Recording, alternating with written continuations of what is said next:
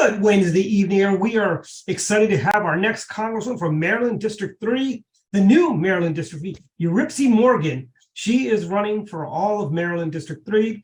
Welcome, everyone.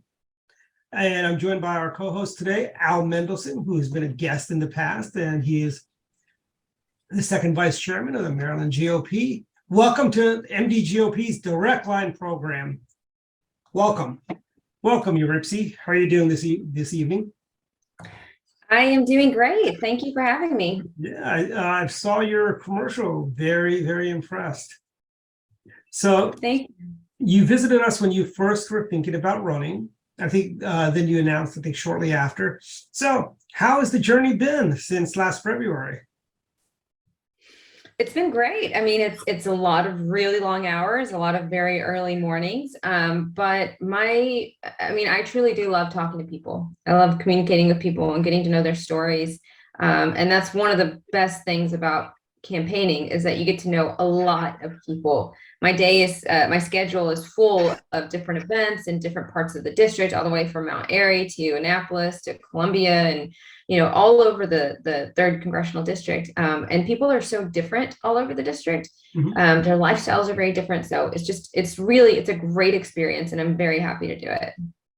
What are some of the big towns in District 3 that we'd recognize? I know Westminster is in your district now. Westminster, Maryland, correct? I believe a part of it. So it basically ends at 26 on in Liberty Road in Carroll County. Some of the challenges, like I said, it's a unique district. It used to be the most gerrymandered in America, which made it just atrocious for trying to gather any type of information or consensus on issues. But now it goes from Annapolis, and it's basically a 30-degree angle all the way up to Mount Airy. And I mean, a lot of them are very local issues. If you have, or any side of this part of Anne Arundel County where I live in Severna Park, mm-hmm. Everybody knows that on Fridays and then Thursdays, if it's a three-day weekend, you don't go on 50. You don't go into Annapolis, because you're gonna be stuck in traffic for a long time. And that really does go back to one of the big transportation questions that the federal government, and when we look at how the federal government can create solutions for some of the big transportation issues in Maryland, that's one of the biggest issues. The issue of another Bay Bridge crossing is one that is front and center in my part of the district. Then, of course, you've got the Bay itself, which is a huge part of my district as well. You've got the farmers over in Western Howard County, issues with there are all kinds of issues which related to how they do their work, the types of pesticides or that may or may not be legal. You've got school issues, of course, in Howard County in particular. They have this insistent fight over school redistricting for equity purposes, and it's brought a lot of frustration from parents, many of whom are minorities and many of whom have been incredibly angered but what they've seen is a lack of concern for their own issues. Mm-hmm. And Al? Yuripzy, you've done a tremendous outreach to the Hispanic community. How are they responding?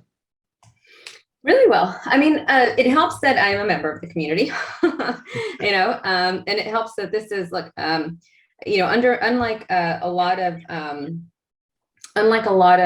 I think politicians who go into certain communities for political reasons, this is my community. Actually, when Stuart Pittman, who is the county executive of Anne Arundel County, for example, when he talked about the 287G program and some of the issues that the county was having, particularly with crime that was being committed. Look, these are issues that are very, I don't have to read about them. I know about them. I go to these bodegas, and I go to these panaderias, and this is where I get some of the ingredients for some of the home cooked meals that I make or that my mom makes at home. This is my community, so it's more about engaging in a different way with people that I've been engaging with my whole life. And Yuripzy, just for some of our listeners who probably may have not watched the first time you were on with us, give us your little background. You got a great story growing up in Texas. Tell us your story. Yeah, of course. First home. It's a beautiful story. Oh, thank you. Well, so it was a little weird at the time, but both my parents are immigrants. My dad is from Mexico. My mom came to the U.S. She fought the Civil War in El Salvador in 1980. They met in East Texas, and it took my dad about 4 years to get my mom to marry him. I am the oldest of their 5 children, and like a lot of families, like especially a lot of immigrant families, they didn't have 2 dimes to rub together. But my parents did believe that if you work hard and you get a great education, that you can be successful in this country. And so they really, really pushed those things. And I do want to be clear when I say great education, I mean not only college, but also the trades. My youngest brother is a welder, and guess who made the most money out of college with the least amount of debt? It was him. So, I ended up coming to Maryland because this is where I went to law school. I graduated from the University of Maryland School of Law. My husband and I decided this is where we wanted to raise our children. This is where we wanted to build our home.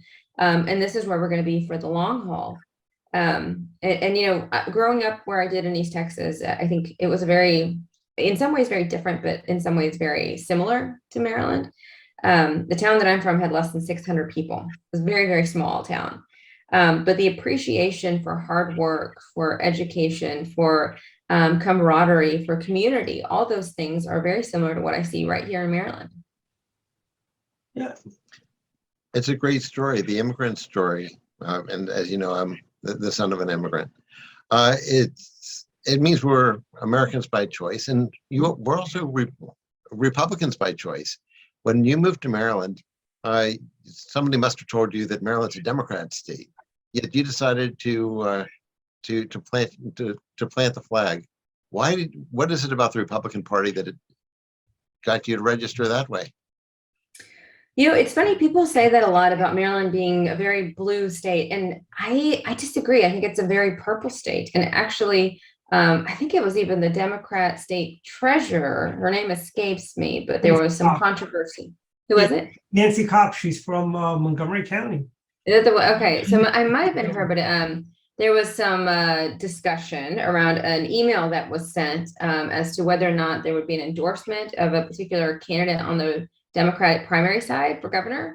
Mm-hmm. And there were some comments made by the treasurer about that seemed to be, that were very offensive about would Maryland elect a Black man as a governor. In that email, she also said, we all know that Maryland is a purple state, not a blue state. And so, which was, of course, the very part of what made her statement so offensive is the idea that Maryland would not elect someone with the characteristics that she was alluding to, which was absolutely wrong and racist. But it also shows that the Democratic Party itself recognizes that this is not a blue state. This is a purple state that has been gerrymandered to look blue. So when I decided to come here to Maryland, look, I've lived in East Texas where it is about as Republican as it can possibly get. I've also lived in Boston, Massachusetts, where, I mean, I think when I was there, the state legislature had all of 3 Republican legislators. 3. That was it. So we think we have it bad here in Maryland. 3. And they were holding the line for everybody. And I come to Maryland and I see this is not a solid blue state. This is a very purple, very thoughtful state that has simply been gerrymandered to silence the voice of others. But to the question that you asked, Al, what made me a Republican? Like, a big part of that was Ronald Reagan. That was who, gave my parents an opportunity, Republican, but also it was the work ethic and the values. Now, we as Republicans may not always, as a national party, uphold our own values, but the values are still there. Hard work, self-governance, limited government, accountability, responsibility, community. These are all values that the Republican Party has as its core. And it's our job, if we are failing on those, to uphold them. So a couple of things. I think a lot of our viewers would like to know how they can learn, where they can go to donate to your campaign. Because, I know it's a thing candidates hate the most, but you need to be able to raise money and to go up against, the senator's son, John Sarpians, who is absentee a lot, from what I understand, when he's in the state, when he's in the Capitol. where can they go to give you some money for your campaign? Oh, absolutely. Unfortunately, it is unfortunate, but as voters, we tend to sit back and wait for information to come to us, which means that, if you're going to run for office, you have to be able to take that information to voters. It is an unfortunate part of our process, but, I think it's testament to our need to strengthen our education system. Short answer is www.morgan.com. Find all the information about me, and that's where you can go to donate. Awesome. Yeah, because I know, and just talk a little bit about foreign policy, because you are a member of the United States House of Representatives. And what are your thoughts on us basically with foreign policy as you're going to be in Congress, and thanks to Joe Biden, we're not on such firm footing as world leaders, so to speak, as in he has been behind the 8 ball when it comes to Ukraine, when it comes to China, when it comes to the Middle East, and he's been taking this whole leading from behind, which was his boss's position, to a whole new fact of not leading at all, frankly, on the world stage. And to top that up, we're probably going to be facing some sort of recession. Hopefully, God willing, it's not going to be a severe recession. But this Christmas is going to be a tough Christmas because of Democrat policies. With inflation, Yuripzy, when I go to the supermarket, I'm kind of aghast when I see a loaf of bread is $5 and a gallon of milk is $5. These are staples, eggs, a dozen eggs, and these are things you can't hoard and keep, and they'll stay good. I know bread you can freeze for a little bit, but prices are going up. The price of gas is going up after Joe Biden lowered the prices. Now he's raising them again, as he put it. What are your thoughts on everything from inflation to foreign policy in this administration? And John Sarpians, where's he been on all this stuff? He's been really quiet on a lot of these positions.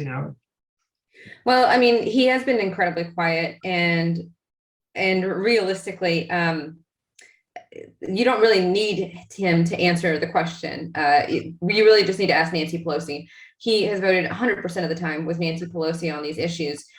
So there really is no point in asking him. You should just go straight to the source and ask Nancy how she plans to tell him to vote. When it comes to the issues of inflation, I'll tell you this. I was at the grocery store just this afternoon, just a couple of hours ago, and it was the first time in a long time that I had to put something back. My kids eat these little Baby Bell cheeses. Oh yeah, those are good.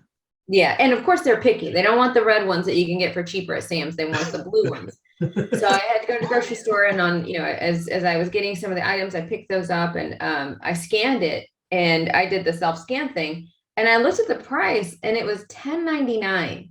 That same bag was, I think, probably I want to say closer to $6.99, maybe $7.99. $4.99 back in 2020. It was insane, $10.99. So I had to actually call for help so that they could take this off. I was like, I'm not paying $10.99 for this. Yeah. And when the woman came to help me take it off, she looked at me. She's like, "Oh, what do you need?" And I said, "I just need to remove this item." And she looked at it and she's like, $10.99. I've removed that too. She avoided it, and we both sat there like, this is insane. Yeah. And it's those kinds of issues that I think the American public is really, really concerned about, because these are the problems that hit most Americans where they are every single day. I put back the cheese, but think about other items that other Americans have had to put back that are more essential staple items: eggs, milk, bread, things that you're having to make a choice. Do I get to work, or put gas in my car, or do I buy the essentials that my family needs? It's to me, the fact that we are not focusing on this, that the president isn't focusing on this every single day, is either a testament to how little they understand the American public, or how little they care. And furthermore, I know they all tout that gas is below $4 national average, but in Montgomery County, it's over $4. Lots of parts of your district is over $4 still. And I'm sorry, $3.79 for a gallon of gas when you're working, making $30,000 to $50,000. That's a lot of, excuse me. That's a whole lot of money for families to be shelling out on everything from bread to gas, it's like, do I have enough money to get to work? I mean, these are real hard questions. And honestly, it's the Reagan question from when he ran for re-election. Are you better off today than you were 2 years ago? And the answer is a resounding no. Crime, how is crime in your district? I know you have, I believe, parts of Glen Burnie in your district. And Yeah. high crime cars are being stolen there a lot, from what I understand. Yeah, look, crime has certainly increased, and particularly, in the areas where, yes, we have heard more about in the news, areas like Glen Burnie, the part that kind of the northern part of Anne Arundel County that butts up against Baltimore City. Because look, as we all know, there is no magical barrier between Baltimore City and the rest of the district. So the fact that we have allowed the crime and the violence in Baltimore to fester the way that it has, it was just inevitable that it was going to bleed into the rest of the state as well, which is why I've always said we're all Marylanders, we're all in this together, and we all need to fix what's going on in Baltimore, particularly, by the way, as taxpayers, when regardless of whether you step a foot into Baltimore City, your tax dollars do. So you do have a vested interest in what goes on in the city. In Howard County as well, you've seen an incredible uptick in the types of violence, carjackings, robberies, a lot of the violence that would be labeled, quality of life issues. But when you think about it realistically, I think a lot of this came back from, we should have expected it, from the tone that was set just a couple of years ago with the defund the police movement and this idea that police are our enemies. It was only inevitable that we were going to find ourselves in a situation where, guess what? Criminals started to hear those same things as well. And if you're not going to push back, if you're not going to enforce the laws, they're not going to do it for you. And I think that's a situation that unfortunately we find ourselves in. We were talking about non-residents, non-citizens. Turns out that John Sarpians is a non-resident of the 3rd Congressional District. So when he goes to visit his district, do you think he takes the tolls? He pays the toll, or do you think he takes the Beltway? I think he has to use GPS to get anywhere around the district, which is unfortunate. You should know the area in which you live. And you're right. As I've said to many people who have asked, why should I not vote for John Sarpians? And I tell them the same thing over and over again. He won't be voting for himself this November, and neither should you. A lot of these issues are very local. Like I said, the school redistricting, the traffic, the Bay Bridge traffic, the Bay itself, all of these are very local issues that do have to be addressed to some extent at the national level. And he doesn't know about these things because he's not a part of the community. This is not his community. This is not his neighborhood. He simply, because of redistricting, has inherited this part of the state. But it's not his community. He doesn't know about what goes on in this area.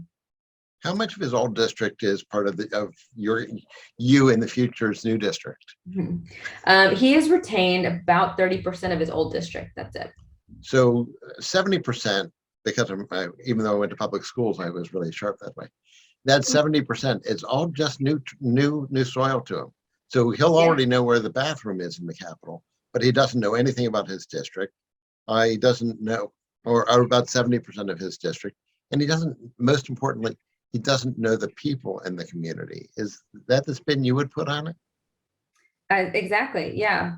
He does not know this area. This is not his community. Like I said, particularly the northern Anne Arundel County part of the district, which is the majority of the district. It's where I live, Severna Park. It's where my kids go to school. It's where we go to the grocery store. It's where my kids' eye doctor. It's our community. It's our home. This is where they go to practice, and we're not going anywhere. This is where we live. And that's one of the things that when it comes to being a representative in Congress, a lot of the representatives, and John Sarpians in particular, seem to take this idea that being a U.S. representative, while it is, yes, a job and a seat that, comes with a lot, you are still an ordinary person, and your community should still be able to approach you. They should be able to see you at football games and in the grocery store and as a part of the community, because that's what it takes to fully represent your congressional district in DC. Is you have to still know the people who you are representing, and that means living among them. I think John Sarpians has the same problems that Joe Biden and every other Democrat. They're quite simply out of touch. I mean, I was livid when I heard Joe Biden on 60 Minutes go, it's hardly gone up. It's only gone up. It's 8.3% is the inflation. The inflation, yeah, he said it only went up an inch. Yeah. And for Most people don't measure percentages in inches, but even allowing for the fact that he was taking some license with the English language, something that Joe Biden does a lot. It just made no sense. It just means he was out of touch. Yuripzy, a lot of the people that I meet from the 3rd Congressional District are veterans. You've got quite a few military installations, don't you? Well, we no longer have, the Fort Meade is no longer part of is not part of the district, although we kind of cut around it, but we do have a very significant veteran population in Anne Arundel County. My husband himself is a veteran. He was in Afghanistan for almost 2 years. He was a captain in the Army, Ranger, Airborne, all all of that. Thank you for his service and your sacrifice. Oh, thank you. Well, he and I married after his time in the service. So, but yeah, absolutely. Like the sacrifice that is made by those in our armed services and their families is incredible, and it is something that I think oftentimes neglect to appreciate to the extent that we should. But as I said, the problems within, or the issues that our veteran community face are in some ways very unique, and they deserve a specific amount of attention, and they just haven't gotten that. We've seen that with the problems with the VA, with healthcare, with pay even. And even some of it is just the tone that we've taken in this country, which is so dramatically different from the appreciation that we had for our armed forces some 10, 15 years ago. And that's something that can be changed from the top. Now, John Sarpians, does he have any military or police experience, or any experience in anything in uniform other than maybe the Cub Scouts? Not that I know of him personally. No, I've never heard of him having any type of military experience or background. And how many debates have you and he had? None. He has not done any. As a matter of fact, we have been invited to several. Fox 45 actually wanted to have a televised debate with the two of us. He, from my understanding, did not even respond to that. WYPR wanted to do an hour with the two of us. And look, Brooke Learman and Barry Glassman, who are both candidates for comptroller, they sat down recently with WYPR to do that exact format where they were both on together for an hour. John Sarbanes apparently refused to do that. And so now, from what I understand, we'll be doing 30 minutes each, but we won't be communicating with each other. He was recently, though, at an event. It was a candidate forum at Cape St. Clair, near where I live. And he showed up. He spoke for 4 minutes. I spoke for 4 minutes. It was a candidate forum, so there were a lot of other candidates there as well. By the time they got to the fourth candidate, he just walked off the stage. He just left. And I did hear people try to make an excuse that maybe he had to go back to vote, which he didn't. The schedule for the House of Representatives was very clear. They adjourned at 5:30 and would not be back until the following day at about, I believe, 9 or 10 in the morning. So he drove all the way from Towson to your neighborhood to spend 4 minutes, and he left. Do you think that was disrespectful, or do you think he's just afraid to face you? Or maybe both? I think both. To be honest, this is the first time that he's had any type of a challenge because of redistricting. And I know there have been some other candidates in the past who had great backgrounds and could have been very formidable. But let's not forget that this was the most gerrymandered district in America.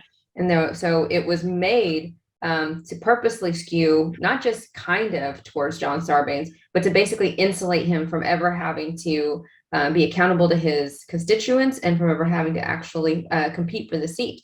That's not the case anymore. So Did John Sarpians ever have a job in the private sector?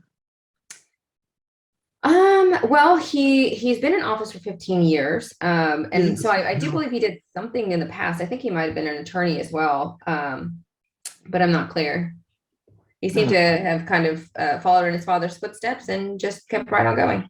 By the way, Yuripzy, do you find it interesting that we're having everyone from David Trone refuses to debate Neil Parrott, Dutch Ruppersberger refuses to debate Nicola Ambrose, and now John Sarbanes is refusing. Why are the Democrats running scared? I mean, if everything's so good as they say it is, what are they afraid of? They should be out there. And let me add to that Andy Harris has repeatedly said that he's willing to debate Heather Mazur and the Libertarian candidate. So Republicans clearly have the guts. Coordinated effort. It's like, you think I mean, and you've got Joe and Karine Jean-Pierre every day at the White House telling, oh, everything is going so much better than it was, 2020, we're so great. And you think if you were a Democrat and if you really believed what was coming out of the White House and what's coming, comes out of MSNBC and CNN, you'd be chomping at the bits to debate any Republican to school the Republicans, saying, but I guess they know in their heart of hearts that the economy really does suck. You can't run on 8.3% inflation and really dismal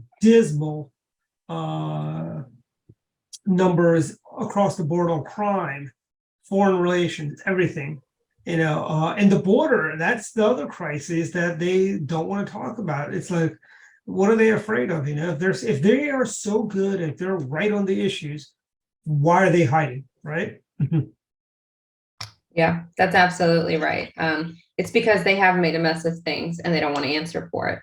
And the fact that so many of them, they are clearly united in this. This is clearly something that they have. It seems like this is a calculated decision that's just meant to play party politics, not to be accountable to the people. I know Obama said we drove the country into a ditch and we're not going to give the keys back. I'm sorry, these guys have driven the country not into a ditch, but off the damn cliff, frankly. Nobody, everyone I talked to said, I never thought it'd be this bad, this fast. And it's not even been 2 years for this guy.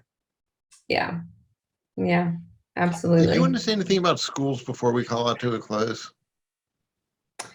I mean, if you guys have a specific question. Well, education is certainly on everybody's lips. A lot of your district is in Carroll County, and there's Steve Whistler and his team are trying to make the school board accountable. Did you want to say anything about the importance of local control of schools? Yeah, look, I mean, I think when it comes to the school issue, I'm a grade school parent myself, public school parent. My older child is in the 2nd grade, and my baby just started kindergarten this year. I know her backpack is bigger than her. It's the cutest little thing. And look, I think that because there's been so much rhetoric around this and so much anger. I was on WBAL. I was on air 4 hours a day, 5 days a week during the pandemic, during the school shutdowns. At a time when we were the last school system to reopen in the country, completely last. I mean, we were over here arguing about whether or not it would be safe to bring students back. Meanwhile, 49 other states had already brought their students back for in-person learning. What happened is because there was so much anger and so much frustration over what children were being taught and not being taught, that we've ended up in this situation where we have this anger that is now bubbled over. I think most of us want the same thing. We want our children to be educated. We want them to learn to read, write, math, science. We want them to know these things so that when they then graduate from high school, God willing, that they either are equipped to go to college, to go to trade school, to go into the workforce, if that be the case as well, or to join the military if they want to do that as well. The problem right now is that children are not being equipped for that. If you look at the latest test scores, even in Maryland, which has the reputation of being one of the best educated with the best schools, one of the states with the best education system, that is simply not the case. The number of students who are graduating from our halls in Maryland with the inability to properly read and write, who are not proficient in math, is atrocious. The people that we're failing are the very students who were sitting out the door with a hope and a prayer, but certainly not in education. And that's what we have to fix. And that's something that I think as a member of Congress, when we set the tone, when we set the budget for the Department of Education, those are things that we have a direct say in, and those are things that we can fix. President Kennedy could not have said that better when he gave his Rice University speech. He talked about STEM education. I think John Kennedy, if President Kennedy came back today, he would not recognize his party today. And Chris Plant says it best, that that the modern Democratic Party has more in common with Lee Harvey Oswald than they do with John Kennedy. Yes, they do. And by the way, we're coming to end of our program. Yuripzy, you want to give us your website and a couple of final thoughts? And if you're going to be, where are you going to be door knocking? So some of your volunteers and some folks from Montgomery County can even come on out to help you, or all over the state. Yeah. Come out and help. I think we're going to be in Columbia this weekend door knocking. We've got a couple places, a couple more precincts in the Anne Arundel County and the Pasadena area and Annapolis area that we want to finish up. But I think this weekend we'll be in Columbia. That's great. And you can go to my website. It's www.morgan.com. And if you send me an email, it goes directly to me. I will respond. And then my team and I will keep you posted on everything we have going on. Mm-hmm. And thank you, by the way, thank you, Yuripzy, for making it Y Morgan instead of Yuripzy, because I've never spelled it correctly. Spell my name. And for those who live in Montgomery County's District 9A, come on out and help Yuripzy, because helping Yuripzy also helps Reed Novotny and Delegate Kittleman and Jenny Zeng, and who will also be representing Montgomery County. So support them, support Yuripzy. And Yuripzy will be our adopted congressperson when she wins. And what's good for Yuripzy is good for all Republicans. So Exactly. if you turn out in force, and you'll be helping your statewide candidate also. Thank you very much, Yuripzy, for joining us. I know you've got a busy schedule. So next week on our show, we will have, it is our super show. It is the Fab Four. We've had Governor Allen, Governor Ehrlich on separately. We've had First Lady Kendall Ehrlich and Susan Allen on separately. But this next Wednesday, we've got all four of them on the same time. So anything can happen. So tune in next week. Goodbye, everyone. Goodbye, and All right, thank you. Thank you.